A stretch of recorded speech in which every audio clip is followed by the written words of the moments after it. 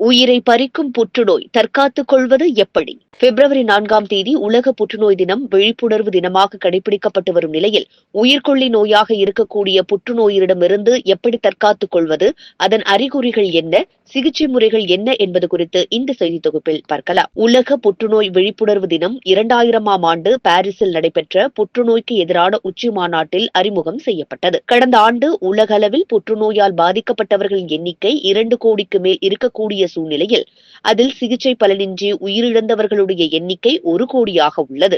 ஒவ்வொரு ஆண்டும் பிப்ரவரி 4ஆம் தேதி புற்றுநோய் விழிப்புணர்வு தினமாக கடைபிடிக்கப்பட்டு வருகிறது. புற்றுநோயுடைய புரிதல் அனைவருக்கும் இருக்க வேண்டும். இதை பற்றி வெகுவாக பேச வேண்டும். புற்றுநோயினை பொறுத்தமட்டில் இது தடுக்கப்படக்கூடிய நோயாகும். ஆரம்ப கட்டத்திலேயே கண்டறிந்தால் அதனை வெகுவாக குணப்படுத்துவது இலகுவாக மாறக்கூடும் என்ற கருத்து மேலோங்கி இருக்கிறது. புற்றுநோய் என்பது செல்களில் கட்டுப்பாடின்றி உருவாகும் ஒரு நோயாகும். இது உடலின் வேறு பாகங்களுக்கு பரவக்கூடும். புற்றுநோயின் அறிகுறிகளாக சரியான காரணமின்றி உடல் எடை குறைவது, அரிப்பு அல்லது அசௌகரிய உணர்வு, உடலில் அவ்வப்போது மூக்கு மற்றும் வாய்ப்பகுதிகளில் இரத்தப்போக்கு, தொடர்ச்சியாக இருமல் ஏற்படுவது, காரணமின்றி தோலில் வெளிப்படும் அலர்ஜி, உடலின் சில பாகங்களில் நிலையான வீக்கம், மலச்சிக்கல் அல்லது தாகம் உண்டாவது, சோர்வாக உணர்வது இவைகள் ஏற்படுமாயின் உடனடியாக மருத்துவரை சென்று பார்த்து இரத்த பரிசோதனை செய்து சிகிச்சை முறைகளை பின்பற்ற வேண்டும் என மருத்துவர்கள் அறிவுறுத்தியுள்ளனர். வாயில் அடிக்கடி கொப்பளங்கள் ஏற்படக்கூடிய பட்சத்தில் அது வாய் புற்றுநோயாக இருக்கலாம். அடிக்கடி இருமல் வருவது நுரையீரல் புற்றுநோய் இருப்பதற்கு அறிகுறியாகும். உணவு சாப்பிடுவதில் பிரச்சனை இருந்தால் இரைப்பை புற்றுநோயாக இருக்கலாம். உடல் எடை திடீரென குறைந்தால் கணைய புற்றுநோயாக இருக்கக்கூடும். மஞ்சள் காமாலை தொடர்ச்சியாக இருந்தால் அதுவும் புற்றுநோயாக இருக்க வாய்ப்பிருப்பதாக மருத்துவர்கள் தெரிவிக்கின்றனர்.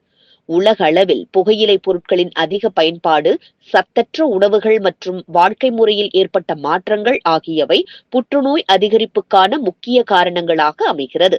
அந்த வகையில் இந்தியாவில் அதிகளவு புற்றுநோய் பாதிப்புகளின் முதலாவது இடத்தில் புகைப்பிடித்தலால் ஏற்படக்கூடிய நுரையீரல் புற்றுநோய் உள்ளது.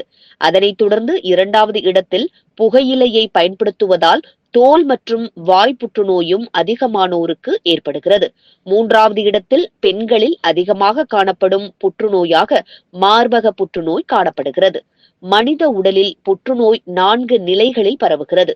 இதில் முதல் நிலையிலேயே அதனை கண்டறிந்து அதற்குரிய சிகிச்சை முறைகளை மேற்கொண்டால் கட்டாயம் புற்றுநோயை குணப்படுத்த முடியும் என்கின்றனர் மருத்துவர்கள்.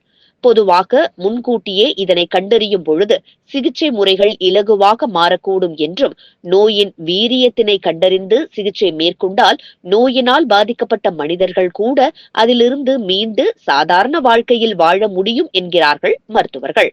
எந்த ஒரு நோயும் வந்த பிறகு அதற்கான சிகிச்சை முறைகளை தேடி அலைவதை காட்டிலும் வருமுன் காக்கும் நடவடிக்கையாக உயர் சத்துள்ள உணவுகளை உட்கொள்ளுதல், உடற்பயிற்சி மேற்கொள்ளுதல், புகைப்பிடிப்பு மற்றும் மது அருந்துவதை தவிர்த்தல், சரியான உடல் எடையை பராமரித்தல், உடலில் ஏற்படும் உபாதைகளுக்கு மருத்துவர் அனுமதியின்றி தவறான மருந்துகளை எடுத்துக்கொள்வதை தவிர்த்தல் போன்றவற்றின் மூலம் புற்றுநோய் ஏற்படும் அபாயத்தை குறைத்து ஆரோக்கியமான வாழ்க்கை முறையை வாழலாம் என்பதே நிதர்சனமான உண்மை.